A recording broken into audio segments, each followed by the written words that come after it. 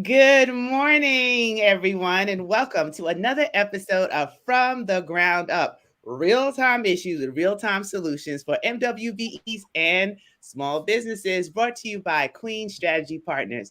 Nicole Valentine Esquire, Danielle Douglas, and myself, Dr. Stacey N.C. Grant.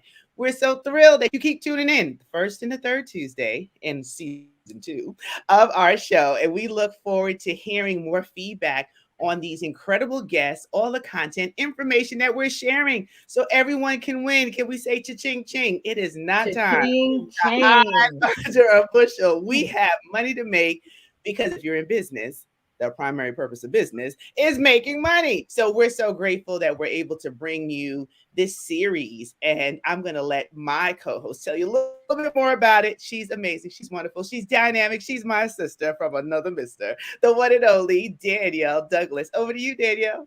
So, good morning, everyone. And I like to say thank you so much, Miss Dr. Stacey and C. Grant. You know, I always tell you guys that's my little pet name for my Stacey.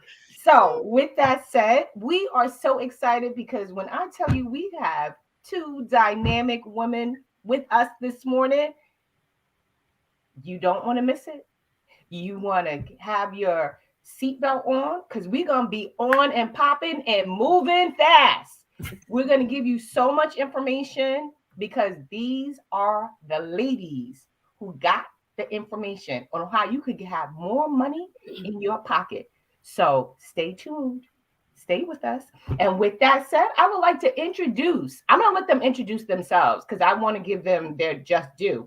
But I would like to introduce our two guests and just say that it's a pleasure for you both to be here with us this morning. I have to take off my glasses because guess what? I can't even see the labels. But with that said, we have Arkebia Matthews and we have Jean Christensen with us this morning. And so, with that said, I'm going to take it away and let you, Arkebia, introduce yourself. Good morning, and thank you, ladies, for inviting us. Thank you, Queen Strategy Partners. We really appreciate it. My name is Arkebia Matthews Johnson. Recently married 2 years ago, so I'm proud of that. but look, I am a mother, a wife. I love the game of golf, and I love the opportunity to help people.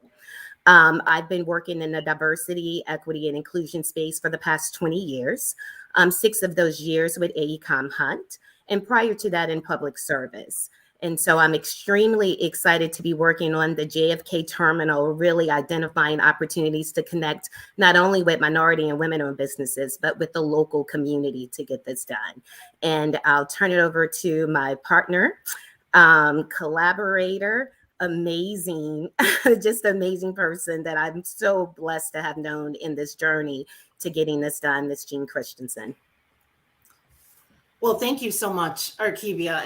And the feeling is mutual. I think we were just on another call earlier this morning, and it definitely takes a village to do the work that we are all doing. So I consider myself to be privileged to be working with you. And I also want to acknowledge Danielle Douglas, who I have had a relationship with for many, many years, still in the fight. And I consider this kind of a fight that we're in this diversity and inclusion, because there's just so much work to do. Also want to acknowledge Dr. Stacey Grant, who is out there relentlessly doing the work that needs to be done. So again, I'm just very privileged to be in the room with you ladies. And just a little bit about myself. I have literally 4 decades of experience in this supplier diversity, this MWBE environment. And I often say, and so the name of my company is JKA Supplier Diversity Solutions. What we do is we foster connections between organizations that want to increase opportunities for small, local, and diverse suppliers. So as I said, we've been doing this for 4 decades. And I do say that this is somewhat of a fight because the processes and procedures in many instances haven't changed in the last 4 decades. Thank you so much. And I do want to put things in context because I was so excited about our guest.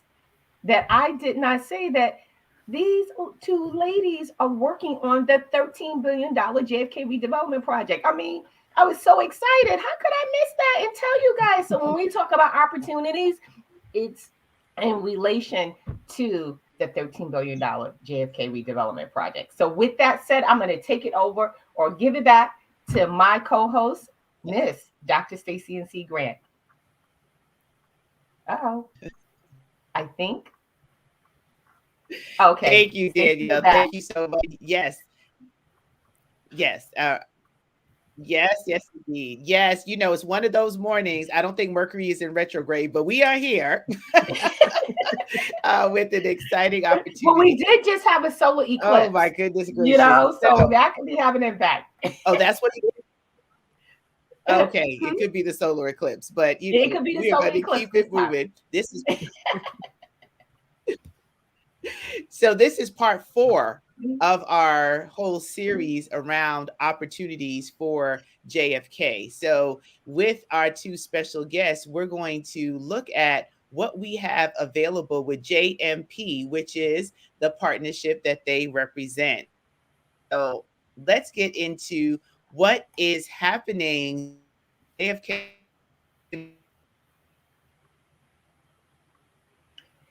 So I'm going to take it over for now. I think what Stacy was going to ask is what's actually happening now from your perspectives at the JFK with the JFK redevelopment project. And Jean, I'll ask you first, and then Akiba, you could jump in. So let me just start, I think, by explaining what's happening at the airport. So if you've been following this show, you know that there is a multi-billion-dollar redevelopment project. So there are multiple terminals that are being redeveloped. JFK Millennial Partners is a consortium of Vantage Airport Group, American III, and RXR Realty. I also want to, Vantage is an airport operator and developer. American III is our MWBE equity partner, and RXR Realty is well known in the marketplace as a leading real estate company. And together, these folks formed, again, what's commonly known as JFK Millennial Partners. In August, this project started, I joined this project back in, I think, March of 2019. And just as it was getting ready to get off the ground, the pandemic hit. So in August, we received an approval, the project received an approval to move forward. Now, the JFK Millennial Partners selected AECOM Hunt as the design builder. So this is a multi-year, multi-billion-dollar project. And I'll let Arkebia kind of talk a little bit about AECOM and the role that they're playing on the project. Thanks. Yeah. So AECOM Hunt's the design builder, as Jean mentioned on the project. We've designed and built airports around the country.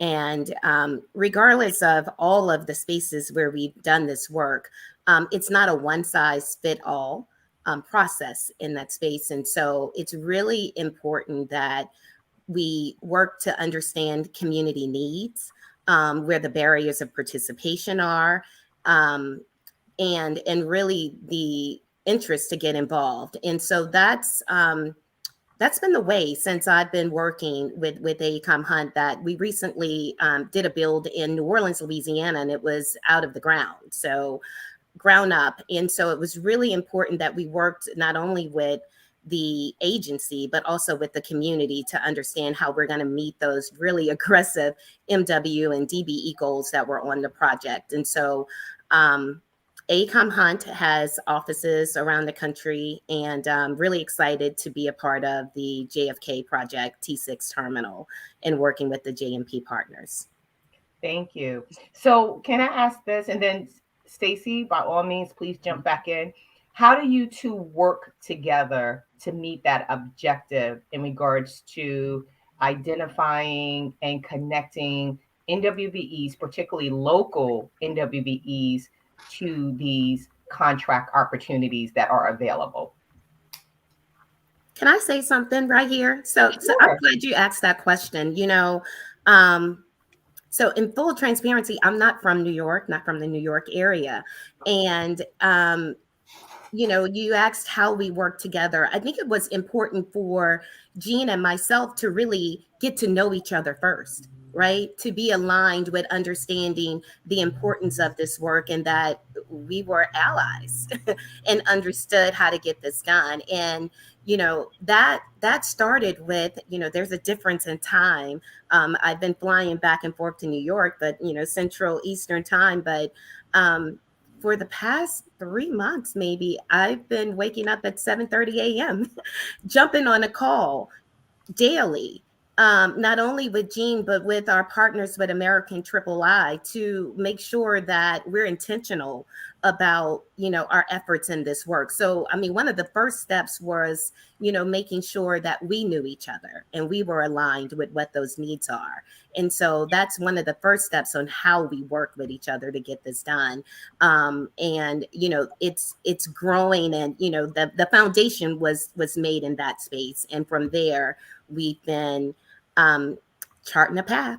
I'll let Jean tell you a little bit more about what that looked like. But I wanted to make sure that, the audience understood that this wasn't just some check the box, space for us to just start going out there and following, the known processes to meeting goals, but really being intentional about it. And it started with getting to know each other first. Yeah, I agree 100%. And oftentimes on projects, everybody kind of has their own lane. So one of the things that I really appreciate about our team is that I think we had to pivot multiple times as a result of the pandemic. And also, we cannot accomplish this goal on our own.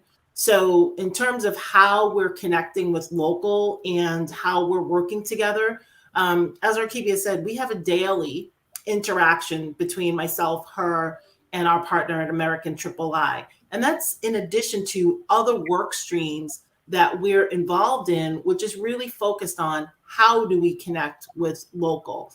So some of the things that we're doing is we have a very strong partnership with the Port Authority, where we're working collaboratively with their diversity and inclusion team, as well as their consultants, to ensure that we not only know what we already know, but that we're constantly stretching ourselves to ensure that we are aware of who's out in the community. Archivia and I are also very much aligned when it comes to market research. So our focus is not just what we call the cattle call. We'll just bring everybody into a room. She and I are working very closely to really look at the marketplace, the opportunities, and ensuring that we're using the right communication channels to reach out to folks. I love the fact that you said that it's not a cattle call, that it's really looking at how you can meet the needs of getting the word out for MWBE and local businesses. And there's a timeline, of course, to do that. But I want us to spend a little time, as we've been talking with other terminal developers and the Port Authority themselves about this project. I know that you have some time that you dedicate weekly, right? That folks can get to know a little bit more, because it can be intimidating if you've never been actively in this space. How do we, one, break those barriers, and what do you tell businesses, and what do you offer weekly that they can come and ask questions? So we have a variety of different things, and I'll talk about some of those, and then I'll turn this back over to Archivia. So we have what's called office hours. And throughout the pandemic, office hours has been a combination of virtual workshops and meetings, and they're focused on two areas. One is just general information. And as this project has now picked up momentum, we are hosting those meetings on the first and third Wednesday of every month. And it's important that folks join those sessions just so that they can see the progression, what projects, what opportunities are out to bid. Those are live interactions, so folks can ask questions. We've also, Archivia set up a program called Pathways to Connect. Archivia, if you want to talk a little bit more about that. Sure. So Pathways to Connect and Compete is our program, because, you know, in these projects, everybody has a different way in how you connect to the opportunity. And so we wanted to make sure that we gave clear directions, that there was a pathway. If you were interested in demolition, that you understood the pathway to get connected to the demolition opportunity, either as an MW prime, as an MW sub, and also what those pre-qualification steps were to understand how to connect to that opportunity and to some of the bidders. And so we introduced on it's every Tuesday. We started for the past 2 months, and now it's every other Tuesday, is our Pathways to Connect and Compete program. And it's, you know, I'm excited to say that we've had some really healthy participation and appreciation for that webinar. In addition to that, just this week, we introduced a live person that will be available at the JFK Redevelopment Center to answer any questions and to be there to, you know, just, you know, as an additional support for understanding how to get connected with the project. And so that person will be available by appointment only at the JFK Redevelopment Center on Thursdays between 10 and 2. So and I just want to add one more thing, because this project is in, you know, opportunities are happening right now. All of us, you know, and we'll share more details, but we do have a dedicated email address and, you know, and phone number where folks can call in and get assistance. So there's, you know, again, there's a virtual meetings, there's the in-person meetings, there's email support, and ACOM set up a hotline for folks to call. That's awesome. Do you want to share that dedicated email and phone number? We can definitely share that with the audience. And while you can put it in our little green room, and we will share it out to everyone that's watching. The Pathways to Connect, is there a link on the newjfk.com for folks to sign up for that opportunity? Because that sounds like a great way to start that dialogue and figure out whether or not your business is ready for these opportunities. I will put that link in your green room. Okay. So we can share it here as well.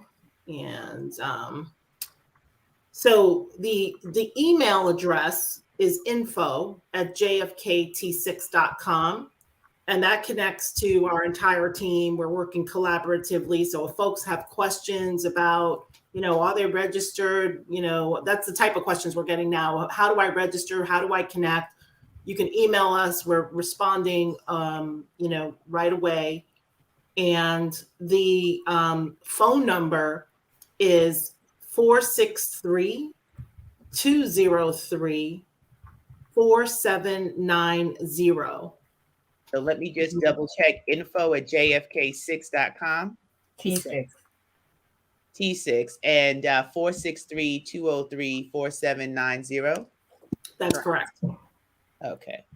And I've also posted another, or shared another phone number, email, and that's the ACOM email. Hello. So again, there's multiple ways that folks can connect with us. So I just posted that. It's JFK_T6info@aecom.com. And I think just if folks are thinking, wow, there's a lot of different emails, like who should I connect with?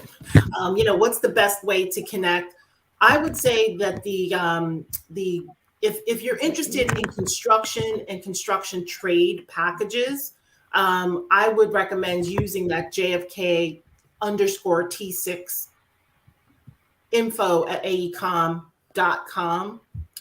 And again, we're working collaboratively. So both Archibia and I and our teams are answering these emails. There's also the, you know, professional services. So if folks are interested in professional services opportunities, I would recommend that you use the info@jfkt6.com. So just to kind of, you know, make it easy for folks if they're thinking about, okay, who should I connect with? Got it. So I put that in our chat for those who are viewing. and connecting with us. So thank you so much for that, because I think that's important too. We've said that with all of our guests, you know, the opportunity for you to ask the questions, even if you don't know if you're ready. You're saying that these office hours, that the programs that you've instituted is really all around. Let's see where you are. Let's see how we can position you to win and to participate. So if you're ready, great. Then you can just dive right into the information. And if you're not ready, we appreciate the fact that the work that you're doing opens up that opportunity for readiness. So didn't want that to get lost in the intentional way in which your partnership is bringing opportunities for this terminal developer and the $13 billion that are available. Now, all of us aren't going to get 13 billion, but you know, a percentage or two wouldn't be too shabby in transforming the Southeast Queens community.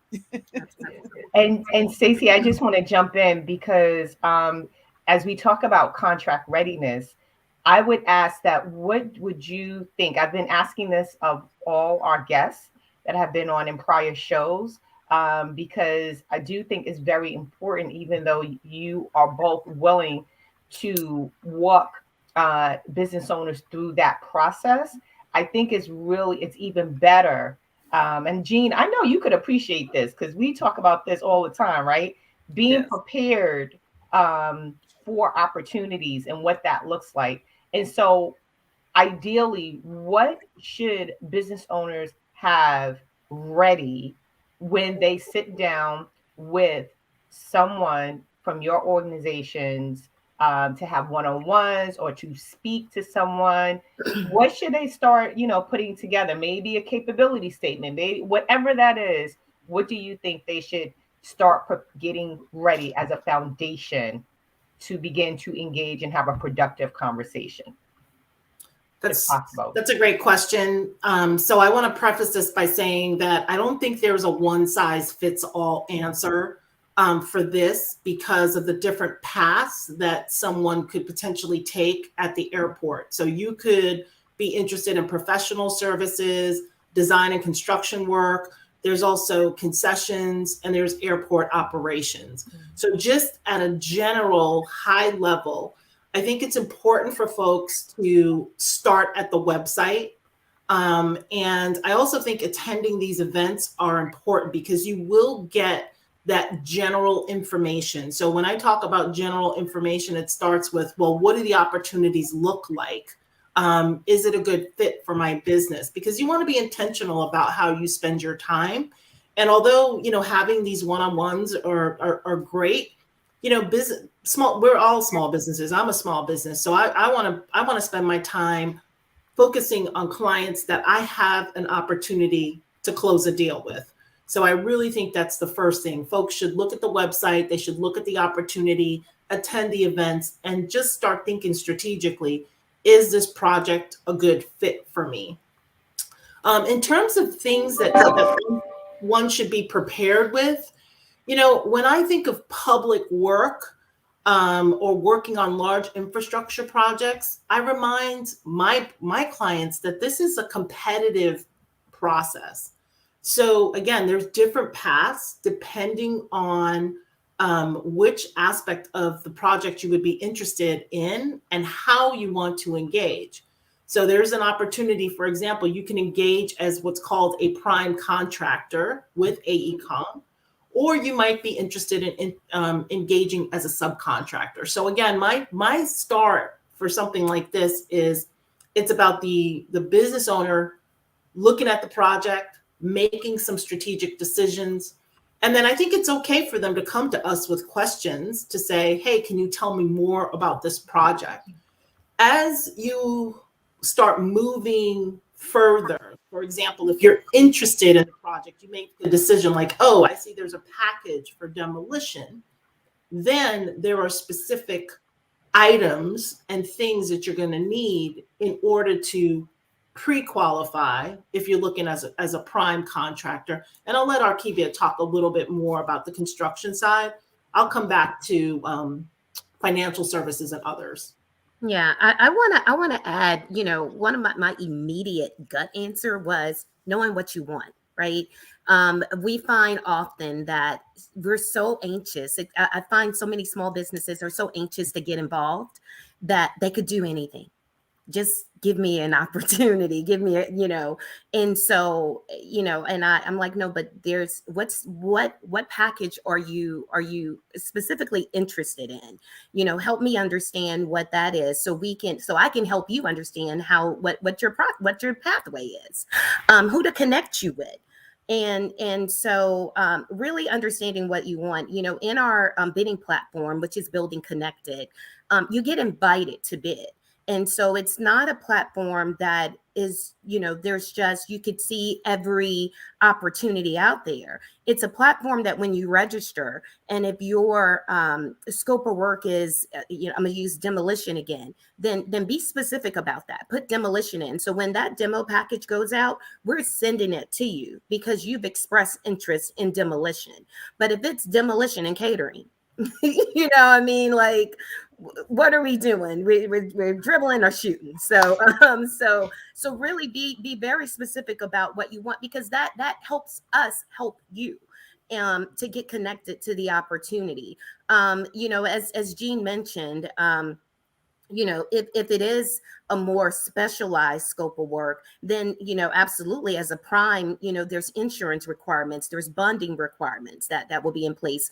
If you're participating as a subcontractor, understanding maybe what that prime bidder's insurance requirements are, for you, as a lower tier sub to them. So it's really just, I'm just going to go back to being specific about what your interest is in the project, and what that opportunity is.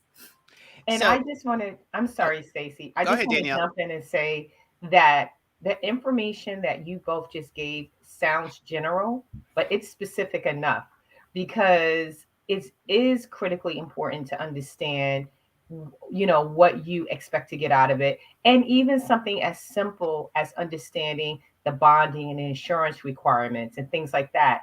Because once you understand that, that may help you determine, as a business owner, before they even sit down with one of you, what their capacity is. And can they, at this time, take advantage of a particular, opportunities? They may go, wow, I do realize I need to do a little more work, so to speak, before I can take advantage of this, as far as it relates to being pre-qualified and what that looks like. So that's saying a lot, what you both just said. You know. And it builds, Danielle, on what we had shared on previous shows of how you list yourself so that people are looking at you. I love Arkebia's example, like demolition and catering. Where are we going? Really be clear so that you can be in that go-to group of people that when upcoming bid packages that we have here. So we've been flashing pieces of the information that's available at anewjfk.com. And these are some of the upcoming bids. But what's also the benefit, because sometimes this updates, but there might be something hot off the press that happens. And if you're coming to the office hours, or if you're in a position where you are in that contract readiness portion of growth, you might be one of the first to hear about it and to engage. So there's some benefits there. So let's talk about what's coming up. So much is going on. COVID has totally shifted the way everything was done. So it was hurry up and stop. And now it's stop and go. And it's wait, where all of this is happening at the same time. So put it in perspective for us where you are with JMP and the opportunities that are available in the upcoming packages, etc. I could go first, because a lot of what's on the screen is what we call Category 3 work, which is in construction. And so for construction out to bid, I see some of the things you have listed. And that seems to be pretty much up to date with where we are. That represents approximately probably $800 million worth of work that's on the street right now, from Category 3. And let's see here. Many of those opportunities are also in our general requirements and conditions as well. And so that's in the next, I see it down below. So the upcoming general conditions and requirements. And so the below chart represents more of the general trades, and the upcoming general conditions and requirements is really pretty much the work that we need to do to just really get mobilized on the site. And so the general conditions and requirements, I really want to speak and touch on that, particularly with your audience, because that's really an area of opportunity where we really want to connect with the local community, and with some of the smaller minority and women-owned businesses in the surrounding Queens area to be a part of this work with us. And so those opportunities are on the street and coming up really quickly. Again, because it's the work that we need to really get mobilized on the job site. And those are the opportunities where we talk about pre-qualification. And, it could be a touchy subject with small businesses, because, you hear pre-qualify and it's like, you're going to find a reason to not qualify me, for something. And, and so we went to bat for that, because these are general conditions and requirements, and we really want to be targeted and intentional about that. And so for certain general conditions and requirements, we ask that there is no pre-qualification process for those areas of opportunity. And so that information will be available and out, is available and out to bid. And they're really we right-sized those packages, which really means we broke them up to be really smaller packages that really lend itself to maximizing the participation by local minority and women-owned businesses. So I wanted to highlight the general conditions to really use that email address, use that phone number. I'm also going to, give my personal email address, because it's really important that we maximize those opportunities there. And so I'm making the acts that, contact us, because we're looking for you for these opportunities. And so general trades are there too. Look, but I want to talk about where we're jumping in and looking for you right now. And that's with the general conditions and requirements. And so I just wanted to point that out as far as category 3 work is concerned in construction and the trades. And I'll let Jean tell you a little bit more about category 2. I'm sorry, category 1 and 4. Before Jean shares, just before Jean shares, I have a quick question for you, Arkebia, when it comes to what we're going through here with the general conditions and requirements. So just give an example for these opportunities, clarifying, do these businesses need to be just small businesses in the area? Do they need to be certified? And what sort of opportunities? I see like glass cleaning, pest control, photography, webcam system. Just explain, is that a particular kind of company, or these are literally those who might have these small businesses could bid on these packages? Just want the audience to get an understanding between the difference of small business opportunities and those who are actually certified as MWBEs. But the intentional targeted approach is local businesses in the Queens area for these general conditions and requirements. We have a 30% goal, as you're aware of, on this entire project. And so for T6, but it's also important. You'll hear me say community a lot, because it really does matter. I come from the community, and it really does matter. We build all this infrastructure around local communities, and we ask for MW goals and forget that local businesses exist in the immediate areas. And so, there's an MW goal on it, but our intentional approach here is to really identify those local businesses. And, I'll also add that, while you may be local and maybe have never, sought out certification as a minority or woman-owned business, The Port Authority, as Jean mentioned, is working really close with us, and we can assist you with becoming certified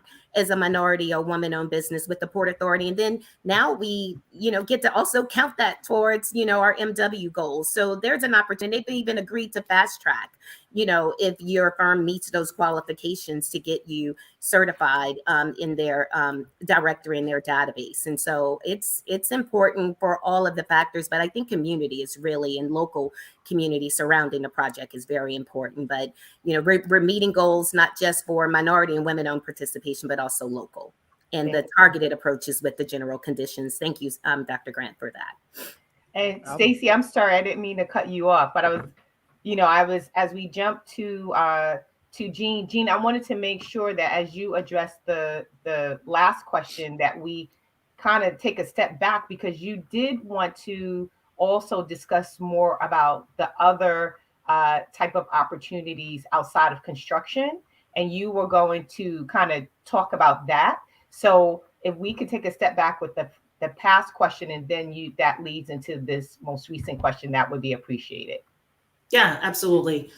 So for small businesses and folks out there, when we talk about MWBE, when we talk about participation goals, we are talking about participation goals on what all categories of work. So when you hear us say category 1, category 2, that's how we classify the different categories of work. So as an example, category 1 is professional services. So that's generally consulting work, legal work. It has even some work associated with surveying on construction work. Category 2 is really design and engineering work. Category 3 is construction and construction trades. Category 4 is operation and maintenance.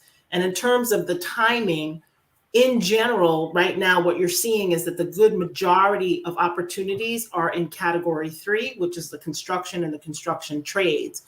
Part of, I think, why this show is so important and this information is so important is because there are going to be additional opportunities in the operation and maintenance. So all of the things that we're sharing in terms of, procurement readiness, information, this project, shovels are in the ground, as they say, in, I think, the beginning of 2022, but the project extends through 2027.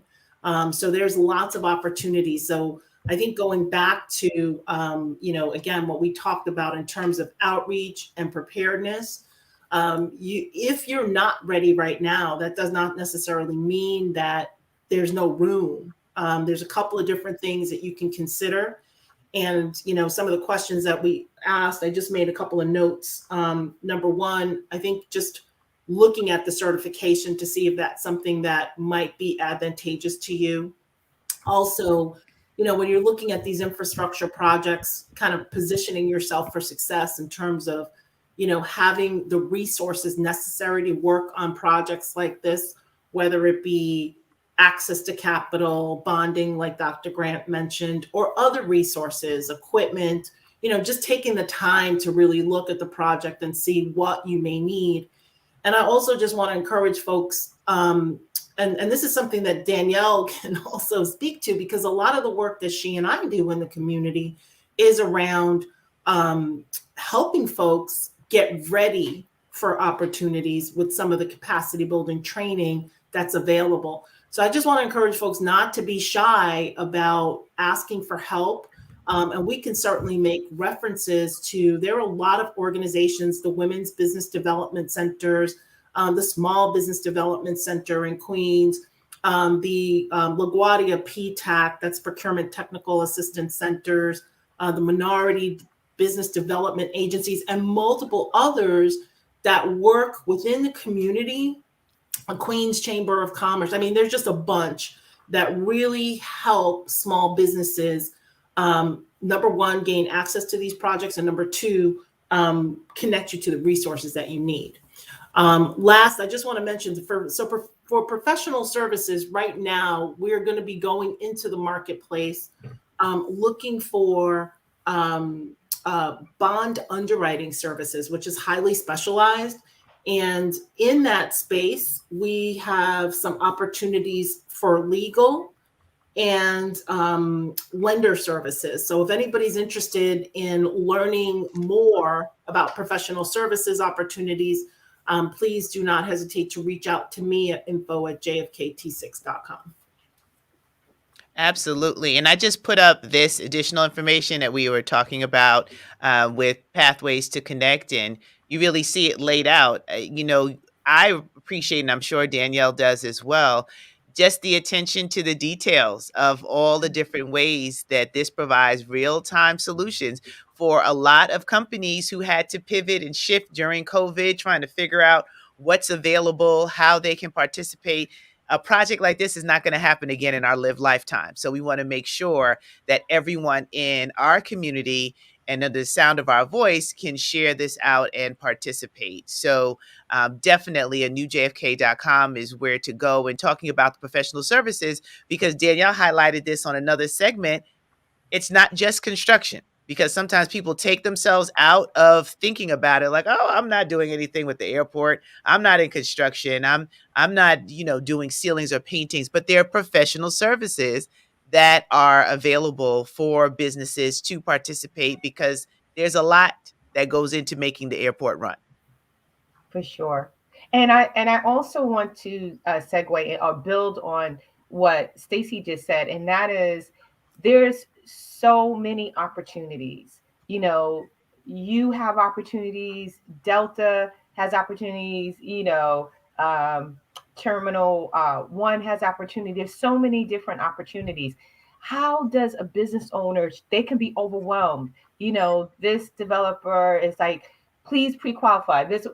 How would you navigate this process as a business owner to be intentional, to be strategic, but not be overwhelmed? And so you shut down because you don't even know how to start and what to do. So let me just start, Arkivia, if you don't mind. This is a lot of the work that I do in the community, and it really starts with, and this is actually a perfect time to have that conversation, going back to your business plan, going back to, like, why did you start this business in the first place, and what specifically are you looking to accomplish?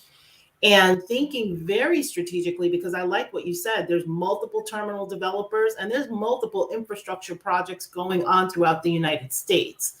So I do think that, as a business owner, again, we talked about the limit of time. You can't be all over the place. So I think it's really important to have a plan. And that's really tied to what kind of projects you want to work on, what kind of revenue you're going to generate, what is your impact in the community, and be intentional about the projects that you select to work on.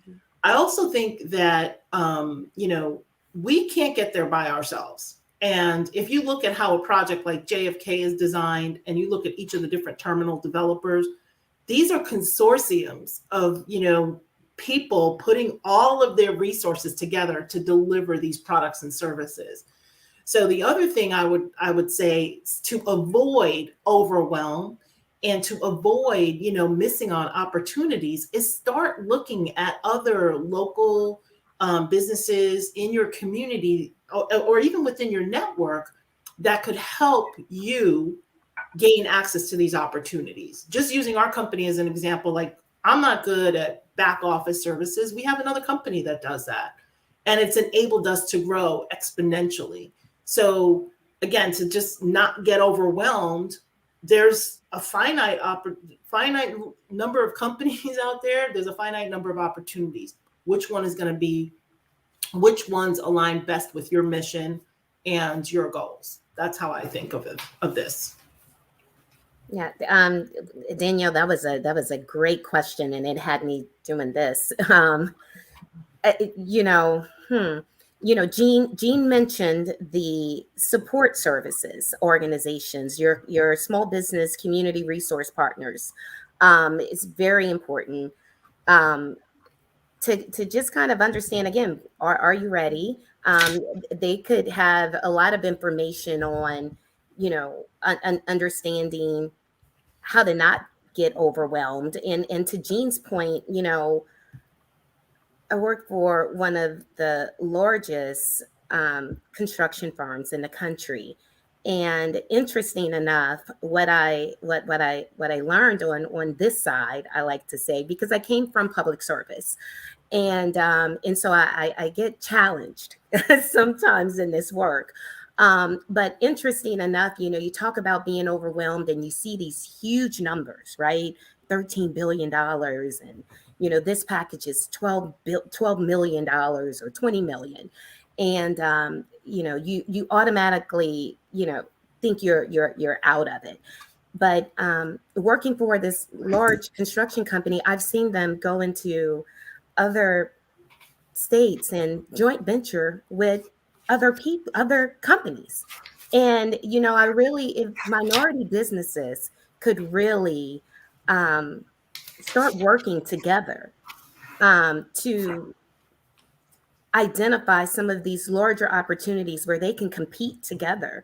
Because I said this just yesterday on a call that our focus, our focus should be, as people that do this work, is not just meeting goals, not just being committed to meeting goals, but committed to building sustainable businesses that can pass their business on from generation to generation. And because we sometimes larger projects knock us out, but if we can understand how to work together, and I can give the real example of, again, the project that I just came out of in New Orleans, where I really have a lot of appreciation for the Hunt team that we had a small business come in that wanted a larger piece of the work but didn't necessarily qualify. So we said, okay, well, let's break it down. Let's break that work up into a smaller opportunity. And so that $200,000 package turned into a $7 million opportunity at the end. And they've been able to grow their company because we worked with them to grow their business and sustain their business, instead of just saying, here's the $7 million package for you. Right. And so that's really important to have, someone working within these organizations that's not just meeting a goal, because I could have easily checked the box and said $7 million MBE, it's done. Right. But it was important to make sure that we were sustaining that business and ensuring their success on the project. And so I don't know if I quite answered it, but it's just important to identify the opportunity and understanding how to be successful in it. And if that means sometimes partnering with someone, if that means sometimes taking a smaller package, then look at that as an opportunity for success. As they say, don't despise small beginnings, right? Indeed. That's a great scale, from 200,000 to 7 million. It's not too shabby. Not too shabby. So we've having such great dialogue and content that we're sharing. Diana Rose had a question. Hey, Diana, thanks for tuning in. She's a local MWBE. Hi, Diana. She hears all the time that they are not awarding Black businesses these available contracts. How do we realistically address this? I know you've touched on some of the things that you're doing, but I think that's a great way to close out our conversation. What would you say to Diana? And overall, what would you say to all of the businesses that are watching, with your commitment, what we've shared here on the site, how they can go? What do you think is that one little piece that could really make the puzzle complete?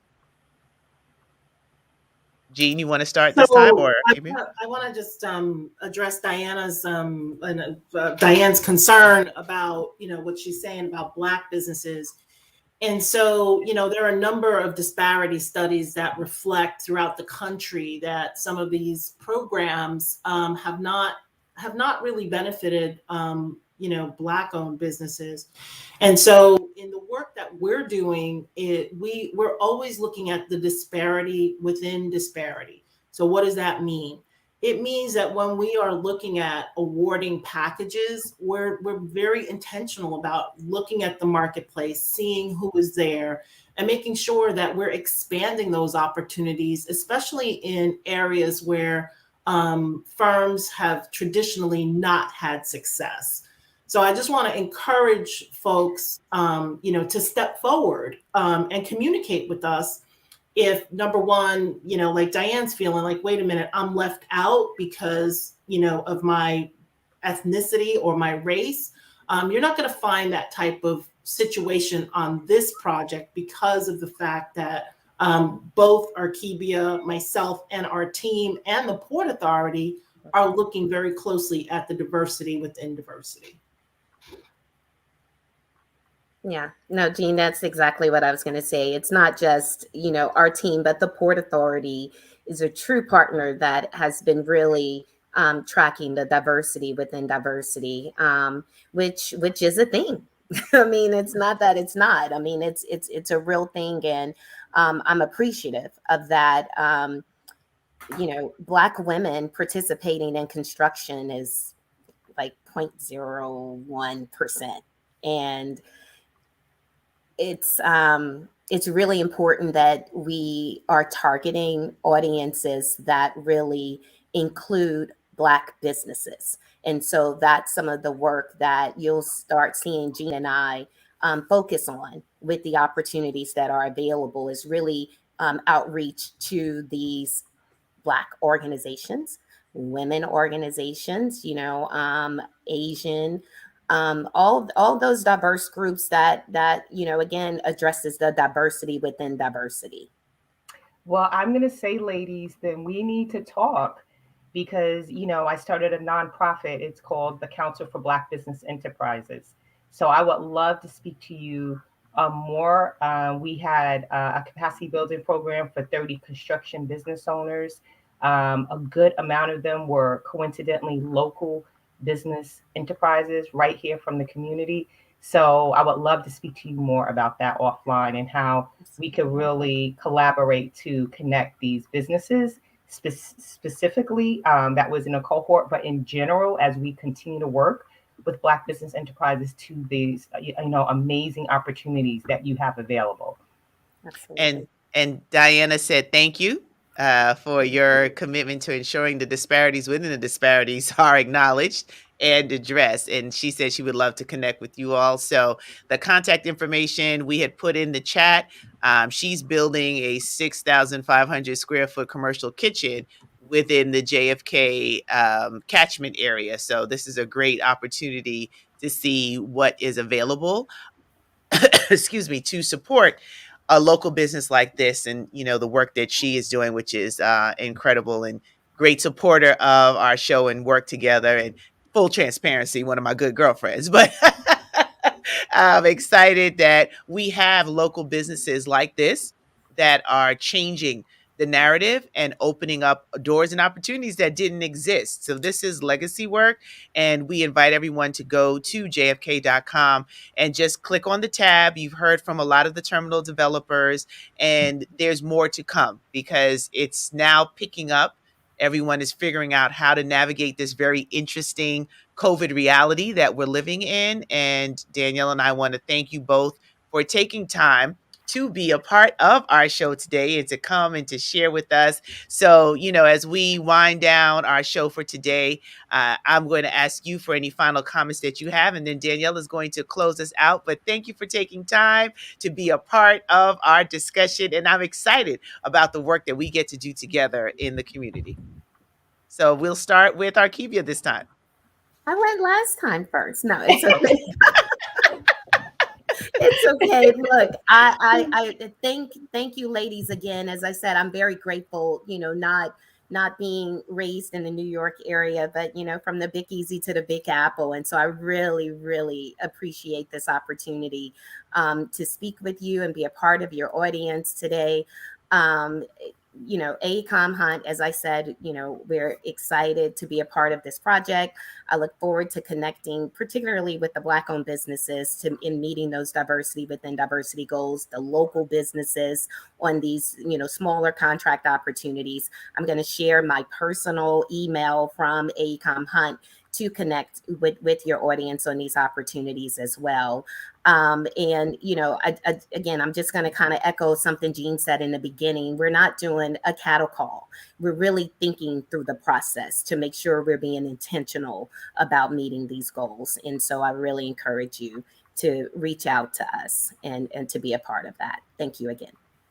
Thank you. Yeah, I just want to thank you also and remind folks that if you want to connect with us in person, we're at the JFK Redevelopment Center, and yes, we are intentional about connecting on opportunities, but we're also there the JFK Redevelopment Center is also there to answer questions and talk to you about certification and connecting to opportunities. So consider that as well. And I want to thank you all, Danielle and Dr. Grant, for the opportunity to present today. Obviously, it's a pleasure. Archivia and I talk every day, so I'm just grateful to be here and look forward to working with everybody. And I want to come back again. And you are more than welcome, Archivia. Consider it an open invitation. Yes, absolutely. This was wonderful, sure. ladies. Yes, for sure. But with that said, I told you all that we had two phenomenal guests, and did we not disappoint? They came with phenomenal information. I mean, what do I always say? As I close out, I always say, knowledge is power, but it is not wisdom until you actually implement the information that we provide. So we are looking forward to seeing you in another 2 weeks. But until then, make it productive. Think about 2022. What is it that you want to do in 2022? How are you going to level up in 2022? How are you going to take advantage of these type of opportunities that are here for you? So we are here to continue to share information with you. We are here as your partners. We're going to show up. Are you ready to show up? So until we see you again, have a great 2 weeks, and we're looking forward to seeing you soon. Bye-bye for now. Bye-bye, everyone.